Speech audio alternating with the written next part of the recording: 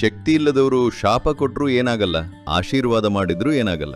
ಹತಾಶೆಯಿಂದ ಕೆಟ್ಟದ್ದೆಲ್ಲವನ್ನ ಹೇಳ್ತಾರೆ, ಶಾಪ ಹಾಕ್ತಾರೆ. ಮನಸಾರೆ ಆಶೀರ್ವಾದ ಮಾಡಿದ್ರೆ, ವರವನ್ನ ಕೊಟ್ರೆ ಇವೆರಡೂ ಫಲಿಸುತ್ತಾ? ನಿಮ್ ಕೈಯಲ್ಲಿ ಒಂದು ಬಂದೂಕು ಇದೆ ಅಂದ್ಕೊಳ್ಳಿ, ಒಳಗೆ ಬುಲೆಟ್ ಇಲ್ಲ. ಶೂಟ್ ಮಾಡಿದ್ರೆ ನಾನ್ ಸಾಯ್ತೀನಾ? ಇದು ಕೂಡ ಹಾಗೇನೆ. ಮನುಷ್ಯ ಇದ್ದಾನೆ, ತನ್ನ ಭಾವನೆಗಳಿಂದ ಒಳಿತನ್ನ ಮಾಡಬೇಕಂದ್ರೆ ಅಥವಾ ಕೆಟ್ಟದ್ದನ್ನ ಮಾಡಬೇಕಂದ್ರೆ ಒಳಗೆ ಸಾಧನ ಇರಬೇಕಲ್ವಾ, ಶಕ್ತಿ ಇರಬೇಕಲ್ವಾ? ಈ ರೀತಿಯ ಶಕ್ತಿ ಇದ್ದು ಇಲ್ಲಿ ಕೂತ್ರೆ ಈ ಶಕ್ತಿಯನ್ನ ಹೊರಸೂಸಿ ಒಳಿತನ್ನ ಅಥವಾ ಕೆಡುಕನ್ನ ಮಾಡಬಹುದು.